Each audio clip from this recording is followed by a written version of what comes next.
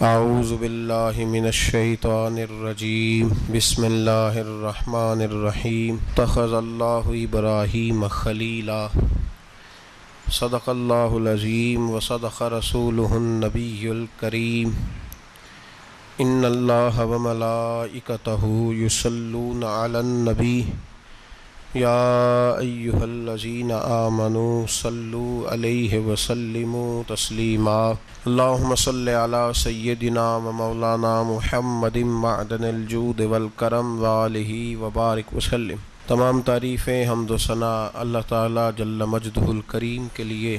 زاں بعد درود و سلام نبی محترم شفیع محتشم آقا کل ختم رسول دانائے سبل احمد مجتبیٰ جناب حضرت محمد مصطفیٰ صلی اللہ تعالیٰ علیہ وسلم کی ذات والا صفات کے لیے حمد و صلات کے بعد، عزیز دوستو، بزرگوں اور بھائیوں، حضرت سیدنا ابراہیم خلیل اللہ علی نبینا و علیہ الصلاۃ والسلام کا تذکرہ قرآن مجید نے کئی جگہوں پہ بیان فرمایا ہے۔ نبی پاک صلی اللہ تعالیٰ علیہ وسلم نے ارشاد فرمایا ہے کہ میں ملت ابراہیم پہ ہوں۔ حضرت ابراہیم علیہ الصلاۃ والسلام کے سیرت کو، سوانے کو، ان کی زندگی کے واقعات کو قرآن مجید نے متعدد مقامات پہ بیان کیا ہے۔ انبیاء کرام علیہم السلام 1,24,000 کم و بیش ہوئے، لیکن دین اسلام میں نبی پاک علیہ السلام کی امت میں جو مقام حضرت ابراہیم کا ہے وہ بس انہی کا ہے۔ ان کی زندگی ایک بڑی خوبصورت، بڑی منفرد اور مسلمانوں کے لیے بڑی اسوہ نور دینے والی زندگی ہے۔ نبی پاک صلی اللہ علیہ وسلم نے فرمایا، میں اپنے باپ حضرت ابراہیم کی دعا بن کے دنیا میں آیا ہوں۔ اور پھر محبوب پاک سید عالم صلی اللہ تعالیٰ علیہ وسلم نے اپنی امت میں بھی جناب ابراہیم کے طریقے کو جاری رکھا۔ صحابہ نے قربانی کے بارے میں حضور سے پوچھا، ما ہذہ الاضحیہ، یا رسول اللہ صلی اللہ علیہ وسلم یہ قربانی کیا ہے؟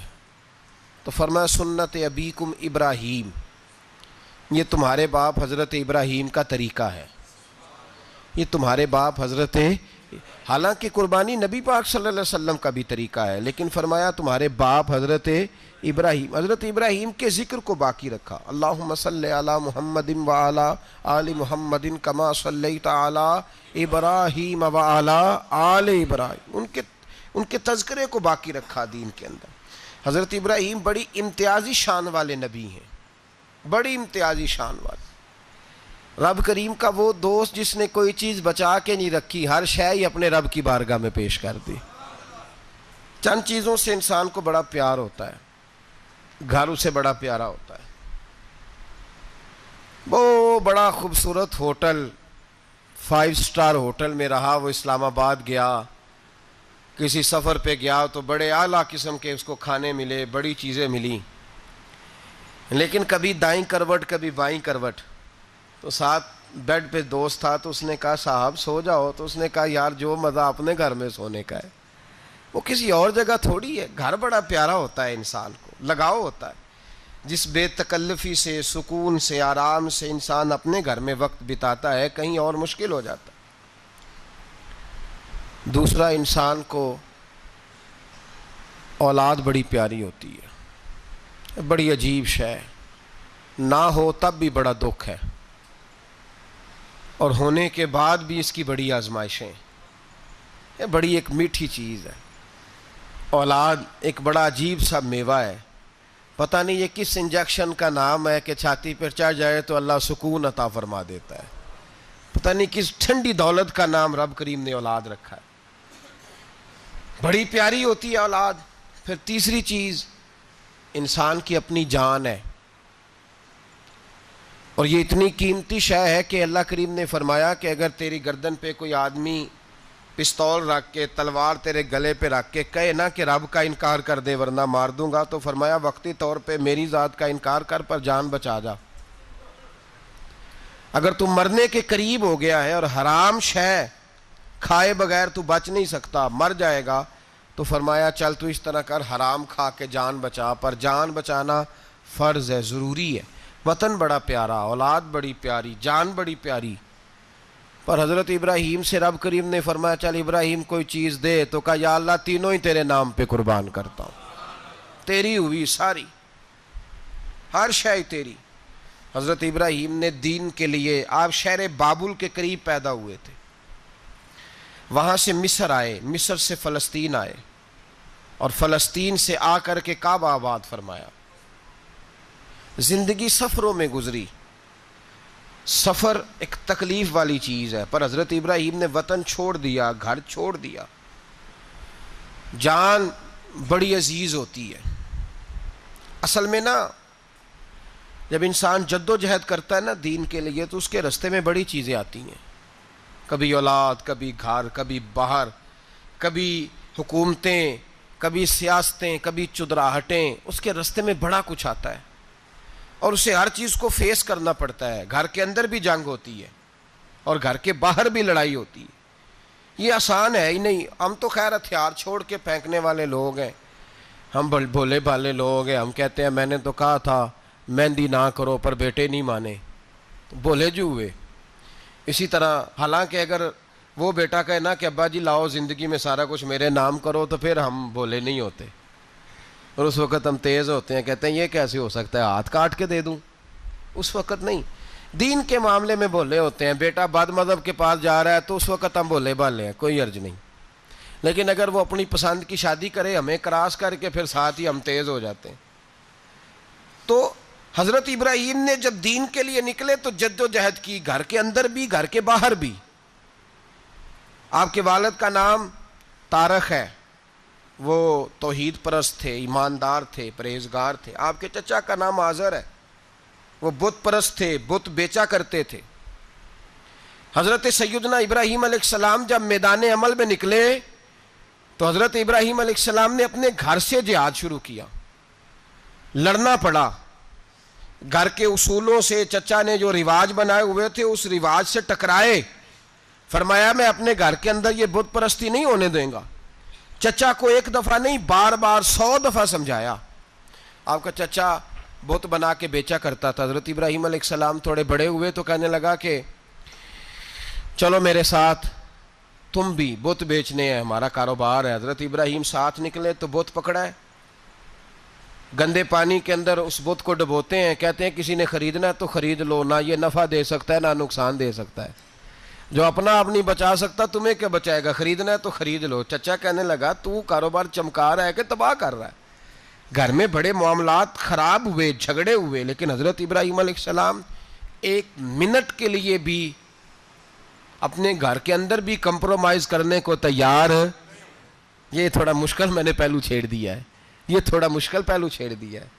بڑا سمجھدار آدمی ہے پر بیوی سے پردہ نہیں کرا سکتا، سیانا ہے، پنچایت کا بندہ ہے، جو اس سے آپ کہیں گے وہ بات یہ سنائے گا، لیکن کہتا ہے نہیں جی میں نے کوشش کر لی ہے۔ کس قسم کی کوشش ہے صاحب، یہ کیسے ہو گیا؟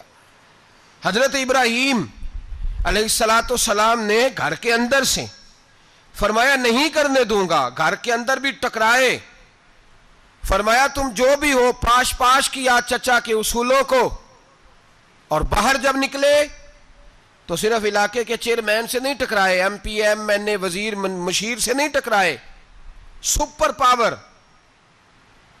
نمرود دنیا کا واحد حکمران تھا اس وقت، دوسرا کوئی حکمران ہی نہیں تھا، اکیلے حکمران سے جا کر ٹکرائے، کوئی ساتھ فوج نہیں تھی، کوئی ساتھ ان کے طاقت بظاہر دنیا داری کی کوئی نہیں تھی، پر حضرت ابراہیم جا کے ٹکرائے، اور میرے رسول پاک صلی اللہ علیہ وسلم نے سند بیان کی، فرمایا افضل الجہاد کلمۃ الحق عند سلطان الجابر، فرمایا سب سے افضل جہاد یہ ہے کہ تو ظالم بادشاہ کے سامنے کھڑے ہو کے حق بات بیان کر دے، یہ سب سے بڑا جہاد ہے، یہ سب سے افضل الجہاد کلمۃ الحق عند سلطان الجابر، سب سے بڑا جہاد۔ حضرت ابراہیم کھڑے ہو گئے، سپر پاور سے ٹکرائے۔ یہاں ہم لوگ حکمتوں کا شکار ہیں، دیکھیں گے، کریں گے، سوچیں گے، اور مولوی صاحب کو ویسے کہتے ہیں آپ پرہیز کریں سیاسی باتوں سے، بھئی اللہ کے ہر نبی نے جا کے وقت کے ظالم حکمران کو لتاڑا ہے، للکارا ہے، یہ تو مشن انبیاء ہے۔ حضرت سیدنا ابراہیم علیہ السلام نے جو اس کو جا کے کہا کہ تو جھوٹ بولتا ہے، تو جھوٹا ہے، تو خدائی کا دعویٰ کرتا ہے، تو بہت بڑا ظالم ہے، اور قرآن مجید نے اس ساری بات کو بیان فرمایا۔ حضرت ابراہیم علیہ السلام سے کہنے لگا میں رب ہوں، تو آپ نے فرمایا میرا رب تو وہ ہے جو زندہ کرتا اور مارتا ہے۔ تو پھر آپ حق بات بیان کریں گے تو اللہ مارے گا کہ بندہ مارے گا؟ کچھ بھی نہیں ہوتا، کیونکہ زندگی موت کس کے ہاتھ میں ہے؟ اللہ کے ہاتھ میں۔ زندگی موت اللہ، کچھ بھی نہیں ہوتا۔ انسان صحیح سمت کا تعین کرے اور صحیح چلے۔ حضرت علی شیر خدا سے کسی نے کہا تھا کہ آپ کے بڑی دشمنی ہے، کوئی محافظ رکھ لیں۔ آپ فرمانے لگے موت خود بہت بڑی محافظ ہے، وقت سے پہلے آتی ہی نہیں، بڑی محافظ ہے، وقت سے پہلے۔ علامہ نورانی رحمۃ اللہ تعالیٰ علیہ کراچی جیسے شہر میں رہا کرتے تھے، جہاں گام گام پہ خطرہ تھا۔ لوگوں نے کہا حضرت اتنے بڑے لیڈر ہو، آپ کی جماعت کی 62 سیٹیں ہوئیں قومی اسمبلی میں، ایک ایسا وقت بھی آیا تو کوئی ایک آدمی بندوق والا۔ آپ فرمانے لگے مجھے ضرورت ہی نہیں، اس لیے کہ جس خدا رسول کے لیے میں نکلا ہوں وہ خود ہی حفاظت کرنے والے ہیں، ضرورت نہیں ان چیزوں۔ تو بھائی حضرت ابراہیم ٹکرائے، اور آپ کا انداز کیا ہے؟ جا کے کہا کہ تو نہیں، خدا وہ ہے جو زندہ کرتا، اور اس نے ایک بیوقوفوں جیسی دلیل دی۔ ایک آدمی کو کل پھانسی دینی تھی تو اس کو بلایا، کہنے لگا تجھے کب پھانسی ہے؟ اس نے کہا کل۔ کہنے لگا جا تجھے آزاد کیا، زندگی دی، اس کو چھٹی دے دی۔ ایک عام آدمی بیچارہ بیٹھا تھا، اس کو پکڑ کے نا کہنے لگا اس کی گردن اڑا دو۔ کہنے لگا دیکھ لو میں بھی زندہ کرتا اور مارتا ہوں، وہ جو کل مرنے والا تھا میں نے زندہ کر دیا ہے، اور جس کو پتہ ہی نہیں تھا کہ میں نے مرنا ہے اسے پکڑ کے میں نے مار دیا ہے۔ یہ بیوقوفوں جیسی دلیل ہے۔ حضرت سیدنا ابراہیم علیہ السلام چاہتے تو اسی وقت دلیل توڑ دیتے کہ تو کیا بیوقوفوں جیسی بات کر رہا ہے، اگر تو زندگی دیتا ہے تو مرے ہوئے میں جان ڈال کے دے جس کو تو نے مارا ہے۔ لیکن حضرت ابراہیم نے دیکھا کہ بیوقوف ہے، بیوقوفوں سے بحث نہیں ہوتی، دلیل بدل لی جاتی ہے، ان کی عقل کے مطابق بات کی جاتی ہے۔ حضرت ابراہیم فرمانے لگے میرا رب وہ ہے جو سورج مشرق سے نکالتا ہے اور مغرب میں غروب کرتا ہے، تو اگر رب ہے تو مغرب سے نکال کے مشرق میں غروب کر۔ فبہت الذی کفر، کافر لاجواب ہو گیا، اس کے پاس اس چیز کا کوئی جواب نہیں تھا۔ علامہ اسماعیل حقی نے خوبصورت فقرہ لکھا ہے، خوبصورت، جان ڈال دی ایک جملہ کہہ کے۔ حضرت سیدنا علامہ اسماعیل حقی رحمۃ اللہ علیہ فرمانے لگے چونکہ نمرود بیوقوفوں جیسی باتیں کر رہا تھا، اگر وہ یہ کہہ دیتا نا کہ میں سورج کو نکالتا ہوں مشرق سے، میں غروب کرتا ہوں معاذ اللہ مغرب میں نکالتا ہوں، تو آپ اپنے رب سے کہیے کہ وہ مغرب سے نکال کے مشرق میں غروب کرے۔ علامہ اسماعیل حقی فرماتے ہیں رب کریم کی آواز قدرت تھی، مالک حضرت ابراہیم علیہ السلام کے اس، اگر وہ کہہ دیتا اور حضرت ابراہیم دعا کر دیتے تو رب کریم نے فرشتوں کو تیار بٹھایا ہوا تھا۔ فرمایا اگر یہ کہہ دے میرے خلیل سے کہ سورج مغرب سے نکال کے مشرق میں غروب کرنا ہے تو تیار رہنا، جس طرح خلیل کہیں گے ویسے ہی کر دیں گے۔ واتخذ اللہ ابراہیم خلیلا، ابراہیم ہمارا دوست جو ہوا، جیسے کہے گا ویسے کر دیں گے۔ حضرت سیدنا ابراہیم علیہ السلام کی باتوں کا جب جواب نہ دے سکا، دلیل نہیں بندہ دیتا، پھر لڑائی کرتا ہے، پھر جھوٹے موٹے اعتراض کرتا ہے۔ دلیل ختم ہوتی ہے تو لوگ ذاتیات پہ اترتے ہیں، کہتے ہیں یہ کھانستا صحیح نہیں، دیکھتا صحیح نہیں، دلیل ختم، اب ذاتیات پہ اترے، کہنے لگے مجھے پتہ چلا ہے کہ یہ فلانی جگہ گیا تھا تو وہاں جا کے اس نے اس طرح کیا ہے۔ پھر لوگ ذاتیات پہ اترتے ہیں، جب دلیل کا جواب دلیل سے نہیں دے پاتے پھر ذاتیات پر اتر کر حملے کرتے ہیں۔ حضرت ابراہیم کے دلائل کا جواب نمرود نہ دے سکا تو کہنے لگا کہ اس کو آگ میں ڈال دو۔ قوم گئی ہوئی تھی ساری، آپ نے بات سنی ہوئی ہے، میں نے صرف اشارہ دینا ہے، میلے پہ تو حضرت سیدنا ابراہیم علیہ السلام نے سارے بت توڑ دیے، کلاڑا بڑے بت کی گردن پہ رکھا، واپس آئے، کہنے لگے بت کس نے توڑے ہیں؟ تو فرمایا اس سے پوچھ لو جس کی گردن پہ کلاڑا ہے۔ کہنے لگے یہ تو بول ہی نہیں سکتا، تو فرمانے لگے بڑے بیوقوف ہو جو بولتا ہی نہیں، سنتا ہی نہیں، اپنا آپ نہیں بچا سکتا، اس کی پوجا کرتے ہو؟ کہنے لگے پکڑو، دلیلیں ختم ہو گئی، اس کو آگ میں ڈالو۔ بہت بڑی حویلی، 45 فٹ مربع پہ مشتمل ایک حویلی بنائی گئی اور 45 فٹ اونچی. مختلف روایات علامہ اسماعیل حقی کہتے ہیں کہ 3 مہینے تک نمرود نے کہا کہ اس کے اندر لکڑیاں ڈالو. لوگ پوچھنے لگے کتنی دنیا جلانی ہے؟ کہنے لگا بندہ تو ایک جلانا ہے پر بندہ بڑا تگڑا ہے, ایک بندہ. 3 مہینے لکڑیاں ڈالی گئیں.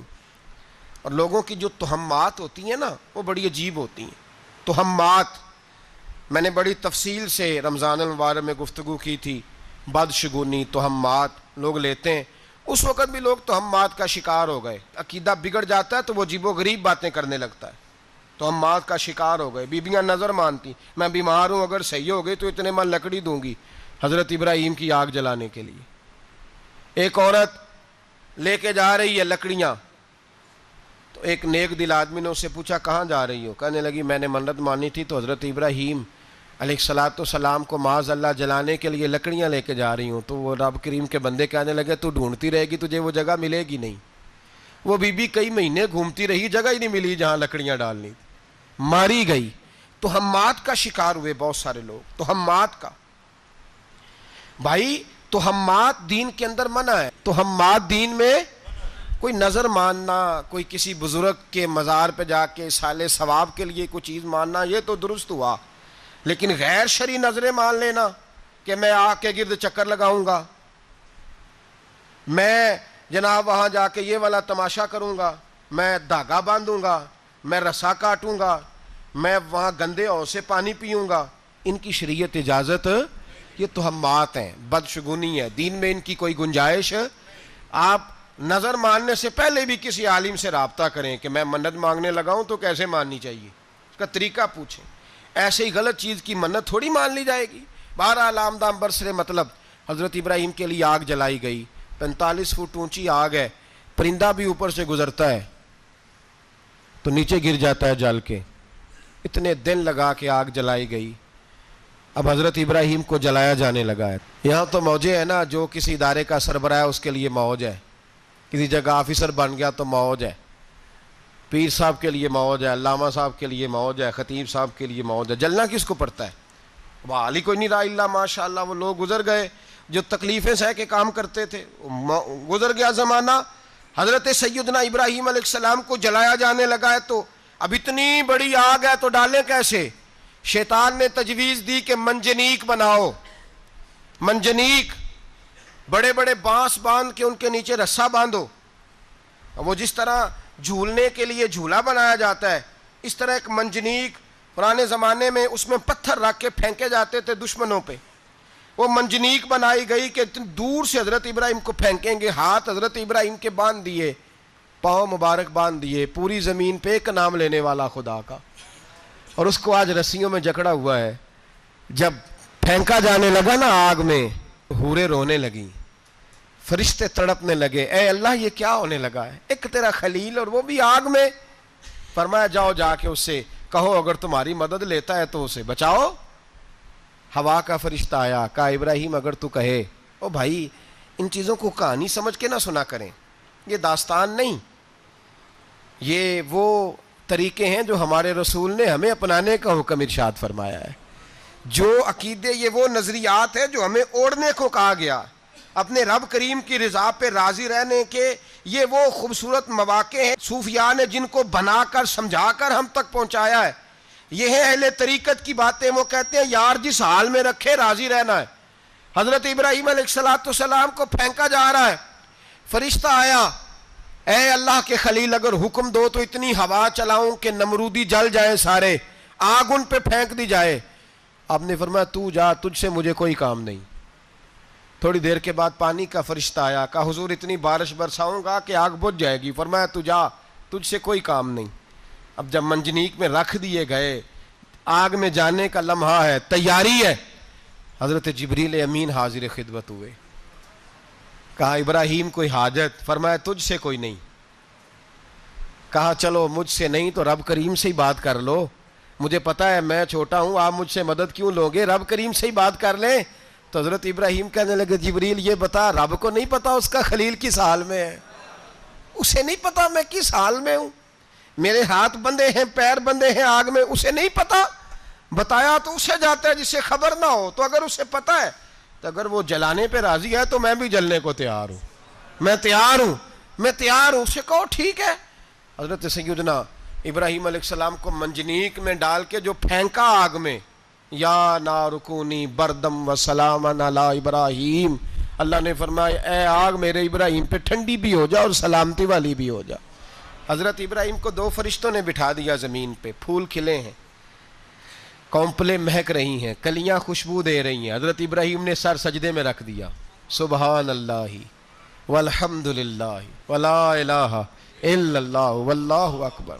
حضرت ابراہیم اللہ کی تسبیح پڑھنے لگے, رب کریم کا شکر بجا لانے لگے. نکلے وہاں سے, کچھ دن گزر گئے, نکلے, حکم ہو گیا ابراہیم علاقہ چھوڑ دو. حضرت ابراہیم علیہ السلام وہاں سے نکل کے مصر آئے, چچا کے پاس ٹھہرے. انہوں نے اپنی بیٹی جناب سارہ کا نکاح کر دیا. کچھ آگے بڑھے تو ایک ظالم بادشاہ سے ٹکرائے. اس نے ایک شہزادی, ایک بادشاہ کی بیٹی قید کی ہوئی تھی, جناب ہاجرہ نام تھا. ان کو قید سے چھڑا کے ساتھ لائے. حضرت لوط علیہ السلام بھی ساتھ. یہ 4 لوگوں کا قافلہ چلا. فلسطین میں جا کے پڑاؤ ڈالا, گھر بار چھوڑا, تبلیغ شروع ہوئی. حضرت ابراہیم کے گھر میں 2 خواتین ہیں, ایک آپ کی بیوی ہیں, ایک حضرت ہاجرہ ہیں. اولاد کوئی نہیں. بڑا میوہ میٹھا گھر وہی آباد ہوتا ہے جس میں بچے روتے ہیں. گھر ہوتا ہی وہ ہے جس میں بچوں کی چنچناہٹ ہوتی ہے, بھن بھناہٹ ہوتی ہے. حضرت ابراہیم نے ایک بچہ روتے ہوئے دیکھا تو آنکھوں میں آنسو آئے. کہنے لگے ربی حب لی من الصالحین, یا اللہ مجھے بھی نیک اولاد عطا کر دے. حضرت سارہ نے سن لیا. کہنے لگی ابراہیم شاید میرے بطن سے تو آپ کو نصیب نہیں, ہاجرہ سے نکاح کر لو. جناب ہاجرہ سے نکاح ہوا. اللہ تو بڑا بے نیاز ہے. رب کریم نے حضرت اسماعیل جیسا خوبصورت بیٹا عطا فرمایا. بیٹا کالا سیاہ بھی ہو تو سینے کی ٹھنڈک ہوتا ہے, پر یہ تو وہ بیٹا ہے جس کی پیشانی میں نور محمدی چمکتا ہے صلی اللہ علیہ وسلم. حضرت سیدنا اسماعیل علیہ اتنے خوبصورت. اب جس بیوی کے ہاں بیٹا تھا, بیٹھنا اٹھنا بھی زیادہ اس کے پاس, آنا جانا بھی اس کے پاس, توجہ ادھر ہو گئی. جناب سارہ رشک کرنے لگی. ایک دن کہنے لگی اسے چھوڑ آ جنگل میں, وادی غیر ذی زرع, مکے کے پاس. بھائی ایک بیٹا عالم دین بنا لو. کہنے لگا روٹی کہاں سے کھائے گا؟ تیرے 5 بیٹے ہیں, کو حافظ قرآن بنا. کہتے روٹی کہاں سے کھائے گا؟ وہ بچہ بھی کہتا ہے میں کہاں سے کھاؤں گا. حضرت ابراہیم علیہ السلام تو چند مہینے کا بچہ چھوڑ آئے, تو کہاں سے روٹی کھائی حضرت اسماعیل نے؟ کہاں سے کھائی ان کی اماں نے روٹی؟ بھوکے مر جاتے ہیں یہ سارے. میں بڑی ذمہ داری سے کہا کرتا ہوں کہ جتنی خوبصورت روٹی اللہ کریم دین کے خادموں کو عطا کرتا ہے شاید کسی اور کے نصیب ہوتی ہو, لیکن ہم لوگ توجہ ہی نہیں کر رہے. ہمارا ذوق ہی نہیں بن رہا. ہم یہ محنت ہی نہیں کر رہے کہ قوم کو مستند علماء کی ضرورت ہے. علاقوں کے علاقے خالی ہیں, ادھر ہمارا مزاج ہی نہیں بن رہا, توجہ ہی نہیں دین کی خاطر. اور پھر چلے بچے تو بعد کی بات ہے نا, جو ابھی خود جوان ہے وہ بھی یہ دعا. ایک صاحب مجھے کہنے لگے میں دعا مانگ رہا ہوں اللہ مجھے بیٹا دے تو میں اسے دین پہ لگاؤں گا. تو میں نے کہا آپ بھی بوڑھے نہیں ہوئے, آپ خود ہی لگ جائیں. بیٹا تو ابھی آئے گا تو لگے گا نا.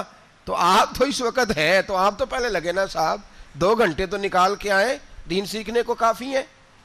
آپ اتنی لمبی سوچ رہے ہیں کہ بچہ آئے گا تو بڑا ہوگا تو وہ جائے گا تو دیکھی جائے گی. ابھی تو آپ ہیں تو آپ تو آؤ. حضرت ابراہیم نے بچہ وہاں چھوڑا. یہاں سے جو عمرہ کرنے لوگ جاتے ہیں نا, جو حج کرنے جاتے ہیں, ان کو پتہ ہے کہ وہاں دنیا کی ہر نعمت ملتی ہے, پھر بھی ڈبل ٹرپل پیسے لوگ جیبوں میں ڈال کے جاتے ہیں. حضرت ابراہیم جب وہاں لے کے گئے تو کوئی انسان نہیں تھا, پانی کا قطرہ نہیں تھا. 2 کلو کھجوریں, ایک مشکیزہ, بیوی کو تھمایا. ہمارے گھر میں ہزاروں چیزیں پڑی ہیں, لیکن وہ جو توکل ہے نا وہ ختم ہو گیا ہے. اللہ دے گا, حلال حلال پہ قناعت کرے, جائز جائز پہ بھروسہ کرے, رب کریم عطا کرنے والا ہے. وہ مزاج ختم ہو گیا. حضرت سیدنا ابراہیم علیہ السلام 2 کلو کھجوریں, ایک مشکیزہ پانی کا دے کر کے, اور وہاں بٹھایا آپ نے اپنے بچے کو اور اپنی زوجہ جناب ہاجرہ کو, اور بٹھا کر کے واپس پلٹنے لگے. تو حضرت ہاجرہ سلام اللہ علیہ نے آواز دی, کہا ابراہیم کس کے سہارے پہ چھوڑ کے جا رہے ہو؟ جہاں آب زمزم کا کنواں ہے نا, جو لوگ گئے ہیں جنہوں نے صفا مروہ کی صحیح کی ہے, صفا مروہ سے باہر نکلے نا سرکار کی ولادت کا مقام ہے، اس جگہ پہ آب زمزم کا کنواں تھا، وہاں حضرت سیدنا ہاجرہ کو بٹھایا، کوئی چیز نہیں، کوئی درخت نہیں، کوئی کھیت نہیں، کوئی پانی نہیں، کوئی کنواں نہیں، وہاں بٹھایا اور بٹھا کر کے نکلنے لگے تو جناب ہاجرہ فرمانے لگی ابراہیم کس کے سہارے پہ چھوڑ کے جا رہے ہو؟ کہنے لگی اللہ کے سہارے پہ۔ تو پاک باز بی بی نے ایک لفظ پوچھا، کہا ابراہیم یہ میرے رب کا حکم ہے، یہ میرے بس جن کا عقیدہ توحید مضبوط ہو ان کے لیے ایک جملہ کافی ہوتا ہے، یہ میرے اللہ کا حکم ہے۔ تو جناب ابراہیم علیہ السلام فرمانے لگے ہاجرہ ہاں رب کا حکم ہے۔ جب یہ لفظ کہے تو چاہیے تھا نا حضرت ابراہیم تسلی دیتے، تو بی بی صاحبہ تسلی دینے لگی، عرض کرنے لگی ابراہیم اگر اللہ کا حکم ہے تو پھر آپ ہماری فکر نہ کرنا، اگر یہ رب کا حکم ہے تو پھر ہماری فکر نہ کرنا، جس رب نے ہمیں یہاں تک پہنچایا ہے وہ ہمیں کبھی بھی ضائع نہیں فرمائے گا، پھر فکر نہ کرنا۔ حضرت ابراہیم آ گئے، بات آپ نے سنی ہوئی ہے، اشارہ کرنا مقصود ہے۔ 13 سال میں چلے مان بھی لیا جائے بعض روایات کی روشنی میں کہ آتے جاتے بھی رہے، لیکن مکمل دیکھ بھال اپنے بچے کی پرورش میں پورا حضرت ابراہیم علیہ السلام کا کردار، سارا کردار ماں کا تھا۔ میں جب خواتین کے بارے میں کوئی بات کرتا ہوں تو میں آپ کو اکثر کہتا ہوں کہ یہ صرف بیوی کے لیے حکم نہیں ہوتا، یہ ٹریننگ بیٹی کو دینی ہے اور بہن کو دینی ہے، یہ تربیت کریں اپنے گھر میں۔ میں تجربے کی روشنی میں یہ بات عرض کیا کرتا ہوں کہ بھائی بچے باپ کے فرما بردار اس وقت ہوتے ہیں جب اماں انہیں باپ کا فرما بردار کرتی ہے، اور بچے باپ کے نافرمان بھی تب ہوتے ہیں جب اماں انہیں باپ کا۔ میں نے اپنے کانوں سے سنا ایک دفعہ ایک بچہ اپنے باپ سے کہہ رہا ہے آپ نے تو ساری زندگی باہر گزار دی، پیسے کمانا کون سا مشکل کام ہے، دکھ سکھ تو سارے اماں نے برداشت کیے، سکولوں میں وہ جاتی تھی، فلانا کام وہ کرتی تھی، فلانا کام۔ اب یہ سوچ اس کی ذاتی تو نہیں، یہ اس کو دی گئی ہے، اور اگر اس کو یہ سوچ دے دی جائے کہ اماں کہے کہ میں تو اپنوں میں رہی ساری زندگی، میں نے تو اپنوں میں وقت گزارا، اور تیرا باپ تو کئی دفعہ جنازے بھی نہیں پڑھ سکا، اس نے تو ماں باپ ایسے دفن کر دیے، وہ اگر یہ سوچ فراہم کرے تو پھر بچہ باپ کا فرما بردار ہوتا ہے۔ اور یہ والی روایتیں ہم بیوی کو سناتے ہیں، حالانکہ کس کو سنانی چاہیے؟ بولیے، بہن اور بیٹی کو، بہن اور بیٹی کو سنائیں یہ باتیں، ان کو سمجھائیں تاکہ آگے جا کے وہ جو گھر ترتیب دیں وہ گھر بڑا عمدہ اور نکھرا ہوا ہو۔ حضرت سیدنا ابراہیم 13 سال کے بعد آئے، چونکہ گھر میں اللہ تبارک و تعالیٰ کی دوستی کا چرچا تھا، اللہ تبارک و تعالیٰ کی محبوبیت کا غلبہ تھا۔ 13 سال کے بعد فلما بالغ معہ سعیا، بیٹا جب اتنا بڑا ہوا کہ سال چلنے لگا تو حضرت ابراہیم نے اپنے بیٹے کو بلا کے کہا بیٹا مجھے خواب آئی ہے، میں تجھے ذبح کر رہا ہوں، تیری کیا رضا ہے؟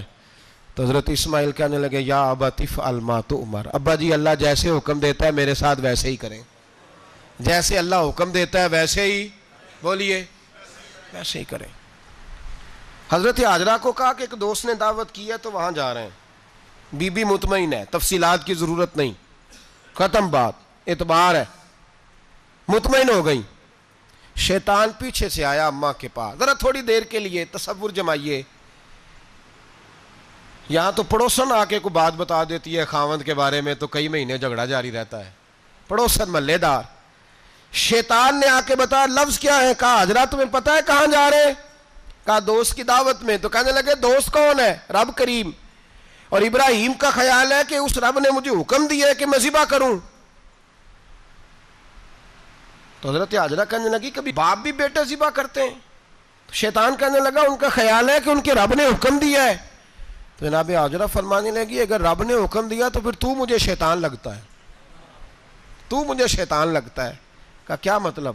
فرمانے لگی اگر رب کریم کا حکم ہے تو میرے پاس ایک اسماعیل ہے، اگر 1000 بھی ہوتے میں سارے اللہ کے راستے میں پیش کر دیتا، دے دیتی، مالک کا ہی تو ہے سارا کچھ، اسی کا ہے، اس میں لیت اللہ کی کیا گنجائش؟ حضرت سیدنا ابراہیم علیہ السلام نے بیٹے کے حلق پہ چھری رکھ بھی دی اور چھری چلا بھی دی، رکھ بھی دی، اور وہ تو اللہ کریم نے فرمایا یا ابراہیم قد صدقت الرؤیا، ابراہیم تو نے خواب سچا کر دکھایا، وہ قیامت تک تیرا نام رہے گا۔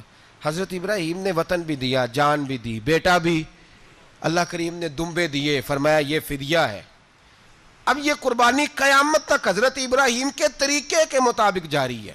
حضرت ابراہیم بہت بڑے مہمان نواز تھے, بہت بڑے. آپ جب مصر میں قیام تھا تو بڑے بڑے لمبے چوڑے لنگر پکتے تھے, لوگ آیا جایا کرتے تھے, بڑا تفصیل کے ساتھ کھانا ہوتا تھا. مہمان نوازی آپ کی خاص صفت مبارکہ ہے. ہمارے ہاں بھی مہمان نوازی ہوتی ہے امیروں کی, بلکہ اب تو مہمان نوازی اس طرح کی ہے کہ کل تیری میرے پاس دعوت ہے اور پرسوں میری تیرے پاس ہے. وہی امیروں میں وہ چکر رہتا ہے, پارٹیاں دوست ایک دوسرے کو ڈالتے ہیں, تیری طرف پارٹی تیری طرف. اور اسی انداز میں اب یہ عید آئے گی نا, ٹکا پارٹیاں ہوں گی جگہ جگہ. اور لوگ سوال پوچھنے لگے ابھی سے, کہتے ہیں قربانی کا کتنا گوشت گھر رکھنا جائز ہے, قربانی کا کتنا گوشت گھر رکھنا جائز ہے؟ سارا ہی جی. اس لیے فریزر لے لے, فریج سے نہیں کام چلے گا. سارا ہی جہاز گھر رکھنا سارا ہی جائز ہے, رکھ لیں. او خدا کے بندے, قربانی وہ بندہ دیتا ہے جو سارا سال ہی گوشت کھاتا ہے. صحیح کہہ رہا ہوں؟ قربانی صاحب نصاب صاحب استطاعت بندہ دیتا ہے نا, تو وہ سارا سال ہی گوشت, تو سارا گھر میں رکھنا بھی جائز ہے, لیکن سارا دے دینا بھی. تو جو آ رہی ہے اس پہ کیوں توجہ کرتے ہو, جو دوسرا جائز ہے اس پہ کیوں نہیں عمل کرتے؟ سارا تقسیم کر دیں, بات ختم ہوئی. یقین کریں, محرم میں جا کے دوست ٹیلی فون کر کے سوال پوچھتے ہیں, کہتے ہیں صاحب سنا ہے قربانی کا گوشت محرم میں کھانا جائز نہیں. میں کہ نہیں, ربیع الاول چ بھی جائز جے, رجب رمضان تک کھاؤ, کوئی بندہ نہیں منع کرتا. اس لیے کہ کسی کو دینا تو پسند ہی نہیں.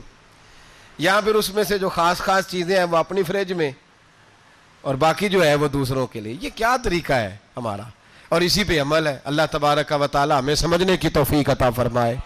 حضرت ابراہیم بہت بڑے مہمان نواز تھے. صرف قربانی نہیں دیتے تھے, سارا سال بہت سارا لنگر, بہت سارا کھانا پینا, بہت ساری چیزیں جاری رہتی تھیں. اور جتنے غریب لوگ تھے فلسطین کے, ان کو پتا تھا کہ حضرت ابراہیم علیہ السلام کا لنگر جاری ہے. فلسطین میں جب آپ کا قیام تھا, ایک دفعہ ڈھیروں مہمان آ گئے اور کھانے کو کوئی چیز نہیں. حضرت سارہ اور جناب ہاجرہ دونوں اس وقت موجود تھیں. وہ کہنے لگی ابراہیم بہت سارے مہمان آ گئے ہیں تو کیا کریں؟ جناب سارہ کہنے لگی کس طرح کر کے ان کی مہمان نوازی کرنی. اور حالات یہ ہیں کہ قحط پڑا ہوا ہے فلسطین میں, مصر میں, دور دراز علاقوں میں. تو حضرت ابراہیم کہنے لگے یہ اللہ کے مہمان ہیں اور ہمیں رب کریم کا بندہ سمجھ کے آ گئے ہیں, اللہ ہی بندوبست کرے گا. فرمانے لگے میرا مصر میں ایک دوست ہے, وہ قحط کے دنوں میں غلہ جمع کر لیتا ہے, میں اس کی طرف پیغام بھیجتا ہوں, مجھے امید ہے وہاں سے غلہ ملے گا. 2 3 5 اونٹ والے غلام بلائے اور ان کو کہا کہ جاؤ غلہ لے آؤ مصر کے دوست سے. وہ لوگ کہتے ہیں ہم غلہ لینے گئے, وہاں جب پہنچے تو حضرت ابراہیم خلیل اللہ علیہ السلام کا پیغام دیا تو آپ کا وہ دوست کہنے لگا غلہ تو بے شمار تھا, مجھے خبر نہیں تھی کہ حضرت ابراہیم کا پیغام آئے گا, تو میں تو سارا تقسیم کر چکا ہوں. لوگ لے گئے, اب تو کوئی شے نہیں. اب وہ خالی آ گئے 5 کے 5 اونٹ. جب خالی آئے تو حضرت ابراہیم کی حویلی کی دیواریں چھوٹی چھوٹی تھیں. ان غلاموں میں سے, خادموں میں سے, آپ کے ان چاہنے والوں میں سے ایک کہنے لگا یار وہ غریب تو انتظار کر رہے ہوں گے کہ غلہ لینے گئے ہیں, ہمیں روٹی ملے گی. چھوٹی چھوٹی دیواریں ہیں, وہ جب دیکھیں گے نا خالی آ گئے تو انہیں تکلیف ہوگی. اس طرح کرو بوریوں میں ریت بھر لیتے ہیں, ریت بھر کے لے جاتے ہیں, بعد میں اندر رکھ کے انہیں سمجھا بہلا لیں گے یا حضرت ابراہیم کو بتائیں گے, وہ خود ہی ان لوگوں کی دل جوئی فرمائیں گے. اب غلہ کی جگہ ریت بھر کے اونٹوں پہ رکھ کے لائی گئی. لا کے بوریاں جب رکھ دی گئیں, حضرت ابراہیم علیہ السلام دوپہر کے وقت آرام فرما رہے تھے.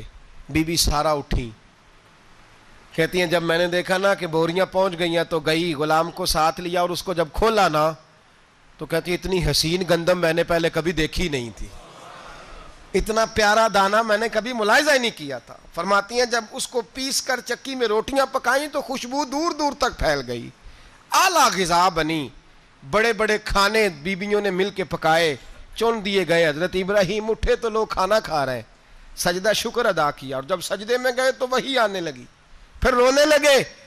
جب پلٹ کر باہر تشریف لائے تو جناب سارہ کہنے لگی ابراہیم تمہارا مصری یار بڑا اچھا ہے, اس نے اتنی اعلیٰ گندم بھیجی ہے کہ اتنی تو میں نے پیاری گندم کبھی دیکھی نہیں. جناب ابراہیم مسکرائے, فرمانے لگی سارہ یہ مصری یار نے نہیں بھیجی، یہ میرے عرشی یار نے بھیجی ہے، یہ میرے عرشی یار نے بھیجی ہے۔ بھائی مہمان نوازی مزاج تھا، ہاتھ لٹا دینا مزاج تھا، دوسروں کی اشک شوئی مزاج تھا۔ حضرت ابراہیم علیہ السلام کا طریقہ ہے قربانی، حضور نے ان کا طریقہ بیان کیا۔ اگر سال کے بعد قربانی دینا ان کا طریقہ ہے تو سارا سال غریبوں کو روٹی دینا بھی حضرت ابراہیم کا طریقہ ہے، سارا سال غریب کی نوکری کرنا یہ بھی حضرت ابراہیم کا طریقہ ہے، بھوکے کو کھانا کھلانا یہ بھی میرے مصطفیٰ کریم سید عالم صلی اللہ علیہ وسلم سے صحابہ نے پوچھا حضور بہترین مسلمان کون ہے؟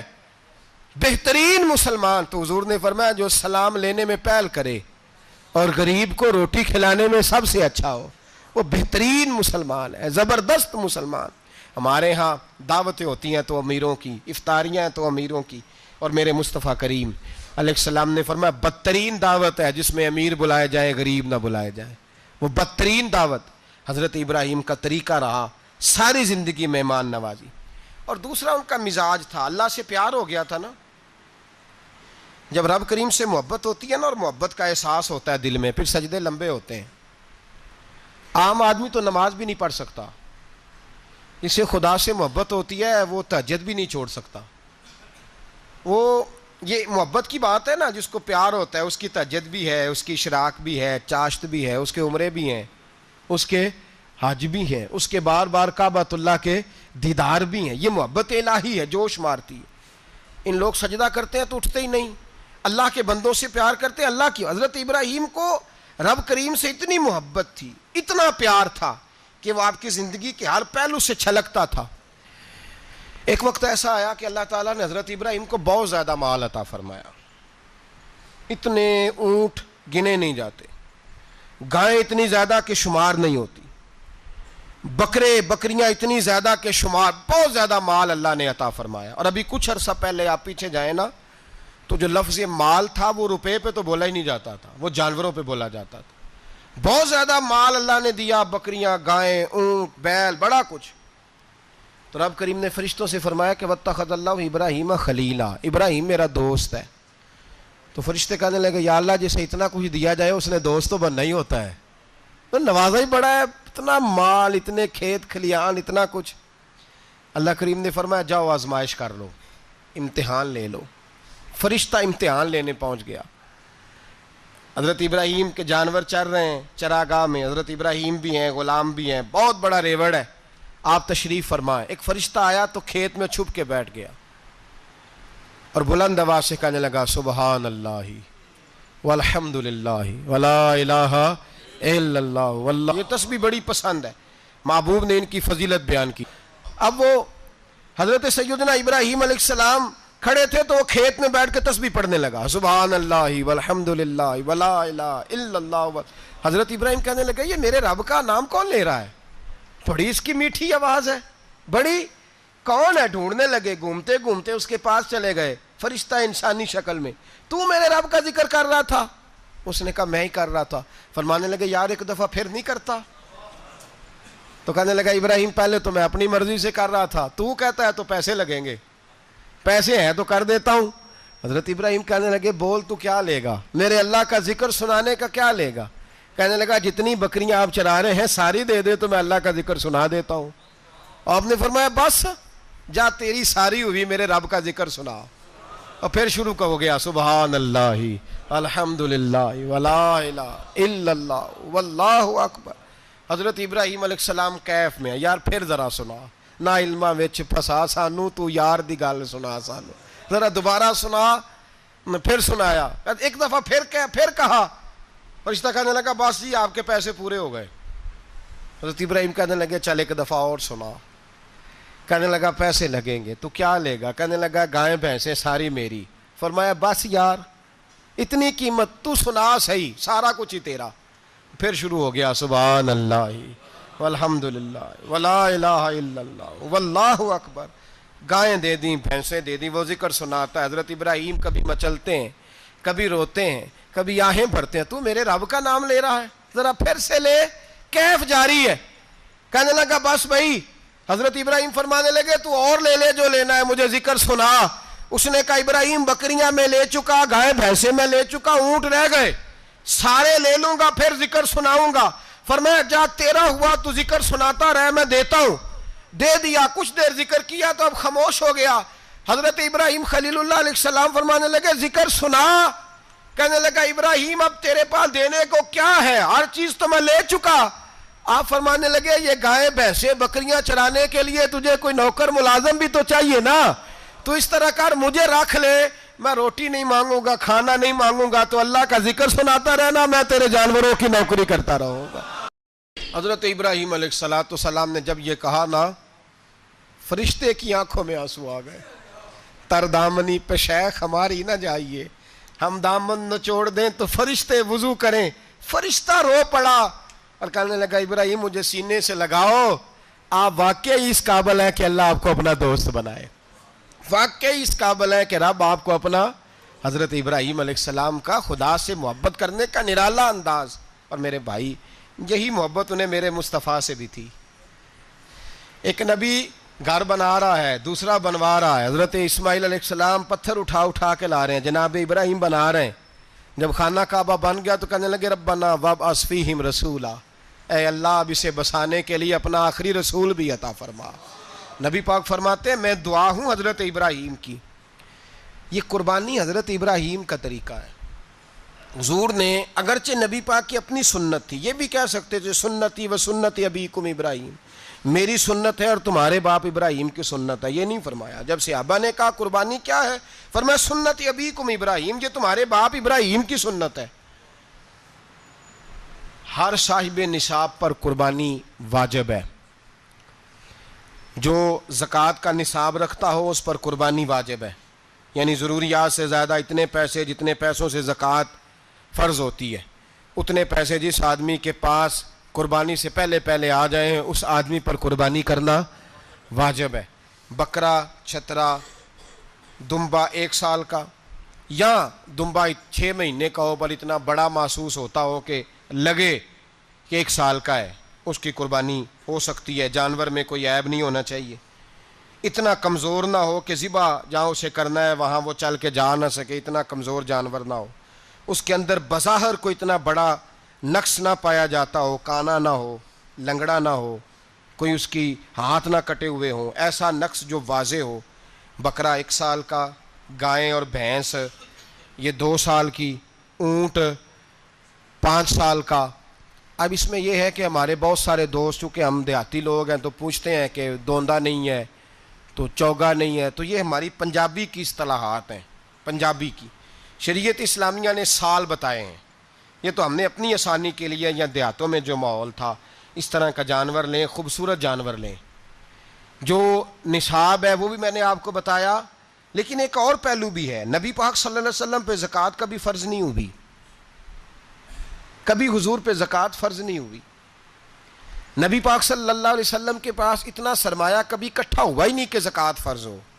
لیکن نبی پاک کے صحابہ فرماتے ہیں کہ مدینے کے 10 سالوں میں اللہ کے رسول نے ہر سال قربانی فرمائی ہے, ہر سال قربانی دی. اور جس سال حضور حج کرنے گئے اس سال اللہ کے نبی نے 63 اونٹ ذبح فرمائے. اور حضور صلی اللہ علیہ وسلم جب اونٹ ذبح کرنے لگتے نا تو صحابہ کہتے ہیں اونٹ خود دوڑ کے حضور کے سامنے آ کے لیٹ جاتا, اور نبی پاک اسے ذبح کرتے اور فرماتے ہیں ایک دوسرے کو دھکے دیتے اونٹ کے, پہلے میں نے جانا ہے ذبح ہونے کے لیے, پہلے میں نے. انہیں پتا تھا کہ جو مصطفیٰ کے ہاتھوں ذبح ہوگا وہ تو دائمی زندگی پا جائے گا, یہاں بھی وہاں بھی زندہ. 63 اونٹ ذبح کیے. ایک اونٹ میں کتنی قربانیاں ہوتی ہیں؟ 7. اب 63 کو 7 سے ضرب دو گے تو کتنی بنے گی؟ اور پھر نبی پاک صلی اللہ علیہ وسلم نے 10 سال مدینہ منورہ میں قربانی دی, ہر سال. اب وہ 63 اونٹ, ایک اونٹ میں 7 قربانیاں, ہر سال یہاں قربانی. اور مولا علی شیر خدا فرماتے ہیں نبی پاک 2 قربانیاں دیتے. میں نے کہا حضور 2 جانور ذبح کر رہے ہیں آپ, تو حضور نے فرمایا ایک میری طرف سے, ایک میری امت کی طرف سے, غریبوں کی طرف سے. اور حضرت علی کو حضور نے وصیت فرمائی تو 2 دیا کرے گا. یا رسول اللہ صلی اللہ علیہ وسلم میں غلام ہوں, خادم ہوں. حضور نے فرمایا علی ایک تو نے اپنی دینی ہے, ایک میری طرف سے دینی ہے. 2 قربانیاں. مولا علی نے بھی ساری زندگی 2 قربانیاں دی. حضرت علی بھی مال کے نصاب نہیں تھے, اپنا مکان ہی نہیں تھا, کوئی کاروبار نہیں تھا, کئی دن فاقے رہتے تھے. پر قربانیاں کتنی دیتے تھے؟ 2۔ ہمارے پاس ویسے اگر سسرال میں، میکے میں، کزنوں میں کچھ شادی ہو جائے تو 50-60 ہزار کا خرچہ برابر ہے، وہ پکا ہے۔ اور قربانی کی باری غریب ہو گئے، سارے ہی غریب ہو گئے، کہتے نہیں یہاں مشکل ہے۔ او خدا کے بندے، اللہ کے ساتھ تجارت کر، اس کے رستے میں 1 دے گا، رب تجھے 70 گنا اضافہ کے ساتھ عطا فرمائے گا۔ قربانی مال کے نصاب پہ ہے۔ کوشش کیا کریں کہ اللہ کے رستے میں جب دینا ہو پھر لیت اللہ سے بچیں، خوبصورت جانور لائیں۔ جن کو اللہ نے توفیق دی ہے ان کے لیے نصیحت ہے، جن کو اللہ نے توفیق دی۔ میں نے اپنے حضرت صاحب کو دیکھا ہے، وہ کہتے تھے کئی جانور اللہ نے بڑا نوازا ہے، کہتے ایک میرا ہے، ایک میرے ماں کا، ایک میرے باپ کا ہے، ایک میرے فلاں استاد صاحب کا، ایک میرے پیر صاحب کا ہے۔ یہ جانور غوث اعظم جیلانی کا نام کا دے رہا ہوں۔ اور پھر ایک بڑا خوبصورت جانور بندھا ہوتا اور حضرت خود ان کو چارہ ڈال رہے ہوتے، تو حضور یہ کیا ہے؟ فرمانے لگے یہ میں رسول اللہ کے نام پہ قربان کروں گا، یہ نبی پاک کے نام پر قربان کیا جائے گا۔ جن کو اللہ نے حیثیت دی ہے وہ کوشش کریں اپنے محبوب کی طرف سے بھی قربانی کریں، نبی پاک کے نام کی قربانی دے، خوبصورت سا جانور پیارا، پھر اس کی خدمت ہو، پھر اس کی قربانی دی جائے اور نبی پاک کے نام پر قربانی دی جائے۔ حضور نے خود وصیت فرمائی حضرت ابو بکر صدیق کو، قربانی بڑا حسین عمل ہے۔ اور میرے نبی پاک صلی اللہ علیہ وسلم نے ناراضگی بھی فرمائی، ذرا خوگر حمد سے تھوڑا سا گلا بھی سن لے۔ میرے حبیب نے فرمایا جو طاقت کے باوجود قربانی نہ کرے وہ ہماری عیدگاہ میں عید کی نماز پڑھنے نہ آئے، وہ نہ آئے۔ اور یا رسول اللہ جو کرے گا، فرمایا قربانی کے جانور کا خون کا قطرہ بعد میں زمین پہ گرے گا، اللہ اس کے سارے گناہ پہلے معاف فرما دے گا، اللہ اس کے سارے گناہوں کو بخشے گا۔ قربانی کریں، خوبصورت انداز میں کریں، اللہ کی رضا کے لیے۔ بزرگوں نے لکھا ہے 3 حصے کرو گوشت کے، ایک گھر میں رکھو، ایک رشتہ داروں میں بانٹو، پڑوسیوں میں بانٹو، اور تیسرا فقط غریبوں کو دو۔ لیکن میں اکثر یہ سوچتا ہوں کہ ہمارے ہاں قربانی کرتا ہی وہ ہے جن کے گھر میں ہر جمعرات کو چھوٹا گوشت پکتا ہے، اور جن کے گھر میں ہفتے میں 3 دفعہ مرغی کا گوشت پکتا ہے، وہی تو قربانی دینے کے قابل ہوتے ہیں۔ تو وہ بھی اگر قربانی کے بکرے میں سے بھی تیسرا رکھنا چاہیں تو اجازت تو ہے، میں نے کہا سارا رکھنے کی بھی اجازت ہے، لیکن اگر آپ مہربانی کریں، کوشش کریں کہ یار ہم تو سارا سال ہی کھاتے ہیں، اور ہمارے یہاں جو گوشت تقسیم ہوتا ہے نا وہ بھی باری لگی ہوئی ہے، ادھر سے پلیٹ آئی تھی گوشت کی تو ادھر سے بھر کے چلی گئی، بھئی اس نے کی ہے، اس کو بار بار گوشت دینے کا کیا مطلب ہے؟ آپ یہ دیکھیں عزیزوں میں، رشتہ داروں میں، اور میں اگر تھوڑا سا آپ کی توجہ کرانے میں کامیاب ہو جاؤں تو سفید پوش لوگوں کو دیکھیں، کچھ سفید پوش ہیں، سفید پوش جن کے اوپر قرضے ہیں، بیماریوں نے جکڑ لیا ہے، گھر میں بڑے بڑے سخت مریض آ گئے ہیں، سفید پوش پہلے دیا کرتے تھے۔ آپ ان سے پوچھتے ہیں صاحب قربانی، تو بات کو ٹالتے ہیں، وہ کہتے ہیں سوچ رہا ہوں کوئی حصہ ڈال جائے، پردہ پوشی کرتے ہیں، کہتے ہیں کہیں حصہ رکھا ہوا ہے، پردہ پوش۔ اکثر وہ لوگ قربانی نہیں دے پاتے، اکثر دیا کرتے تھے اب نہیں دے پا رہے، کیوں؟ اس لیے کہ مشکلات ایسی آ گئیں۔ ان لوگوں کا خیال کریں، ان کے گھروں تک گوشت پہنچا کے آئیں، ان پر توجہ کریں۔ وہ سفید پوش آدمی کبھی ذکر نہیں کرے گا، کچھ تو ایسے ہیں جو خود پہنچ جاتے ہیں کہ ہمیں گوشت دیا جائے، لیکن کچھ سفید پوش ہیں لا یسألون الناس الحافا، اللہ فرماتے ہیں کچھ لوگ لپٹ لپٹ کے سوال نہیں کرتے، سفید پوشی کا بھرم رکھتے ہیں، کا مزاج نہیں۔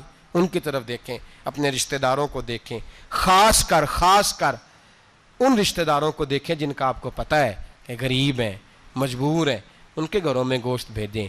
غریب بیٹیوں، غریب بہنوں کا خیال کریں، اس طرف متوجہ ہوں، ان کے ساتھ اس نے سلوک کریں، اس طرف آپ لوگ خیال کریں۔